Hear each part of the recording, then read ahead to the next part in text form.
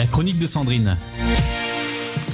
Salut la team! Cette semaine, j'ai cherché un sujet de chronique. Enfin, chercher, c'est un bien grand mot. Hein. J'ai regardé le plafond pendant 20 minutes en espérant qu'une idée me tombe dessus. Et rien. Même mon imagination a pris ses congés d'été. Je crois qu'elle a envoyé un mail automatique. Bonjour, en raison de forte chaleur, votre créativité est momentanément indisponible. Merci de réessayer en octobre. Parce qu'en ce moment, il fait tellement chaud que même les pensées refusent de travailler. D'habitude, dans ma tête, ça réfléchit. Là, c'est devenu une administration un vendredi après-midi. Personne ne répond, personne ne bouge. Il y a juste un ventilateur qui tourne dans un bureau vide.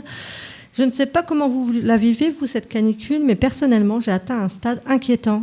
Hier, j'ai ouvert le frigo. Je ne voulais rien manger. Je voulais juste passer un moment avec quelqu'un de frais. D'ailleurs, le frigo est devenu mon meilleur ami. C'est la seule relation qui m'apporte encore du réconfort. Non, je plaisante, il y a mon chéri aussi. Je l'ouvre plus souvent que mes messages. À ce rythme-là, je vais bientôt lui raconter mes problèmes. Et puis, il y a ce moment où tu regardes la météo, comme si elle allait annoncer un miracle. Tu sais déjà qu'il va faire chaud, mais tu regardes quand même. C'est un peu comme vérifier son compte bancaire après les vacances. Tu connais la réponse, tu souffres juste de manière officielle. Le pire, ce sont les applications météo. Elles essayent toujours d'être optimistes. Ressenti, 39 degrés. Merci, je ressentais déjà quelque chose entre barbecue et cuisson lente. Et il y a toujours une personne, toujours cette personne qui dit « Franchement, moi j'adore cette chaleur ». Alors, félicitations, déjà. Ensuite, je pense qu'il faudrait faire quelques examens parce que moi, à partir de 35 degrés, je deviens yaourt. La chaleur me transforme, je ne marche plus, je fonds vers ma destination. J'ai croisé mon reflet dans une vitre l'autre jour, j'avais l'air d'un glaçon qui négocie ses dernières minutes d'existence. Même mes ambitions ont fondu. Il y a 2 semaines, j'avais des projets, faire du sport, lire davantage, apprendre de nouvelles choses. Aujourd'hui, mon objectif principal est survivre jusqu'au coucher du soleil et je trouve ça déjà très ambitieux. Vous avez remarqué comme la canicule nous rend collectivement stupides?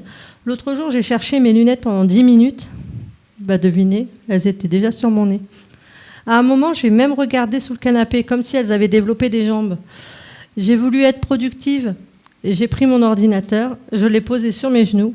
Mauvaise idée, après 5 minutes, nous étions tous les deux en surchauffe. Lui affichait un message d'alerte, moi aussi. Et les nuits, parlons-en des nuits. Cette expérience étrange où tu essaies de dormir dans un appartement qui a décidé de devenir un four à pizza. Tu changes de position toutes les 30 secondes, tu retournes ton oreiller, tu cherches le côté frais. Le côté frais n'existe plus en fait. C'est une légende transmise par nos ancêtres. C'est complètement ridicule. Je suis même jalouse des gens qui disent « Moi, j'ai bien dormi. » Comment? Vous êtes des sorciers? Vous avez signé un accord avec le soleil? Expliquez-nous, le peuple, on veut savoir. Le plus drôle, c'est que malgré tout ça, la vie continue. Les mails arrivent, les réunions existent encore, les gens demandent des choses, comme si nous n'étions pas tous en train de cuire à feu doux. À mon avis, au-dessus de 35 degrés, toute réunion devrait commencer par bonjour à tous, toujours vivants? Oui, parfait. Fin de réunion. Au revoir. Finalement, je crois que la canicule nous apprend une grande leçon. On passe l'année à vouloir être plus performant, plus rapide, plus productif.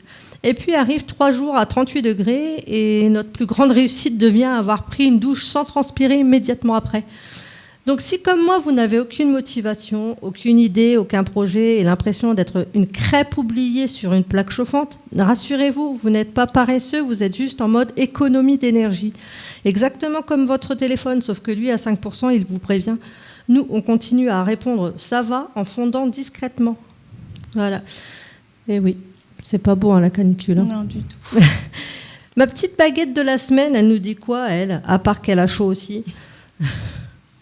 Alors, c'est le numéro 76, pour ceux que ça intéresse. Passer du temps dans la nature aujourd'hui. Alors, moi, je préconise un petit tour en forêt, ça fera du bien. Dans un parc ou en forêt, respirez l'air frais et observez la beauté qui vous entoure. La nature apaise l'esprit, nourrit le corps et rétablit l'harmonie avec le monde qui vit autour de vous, en espérant que cette petite balade en forêt vous rafraîchisse.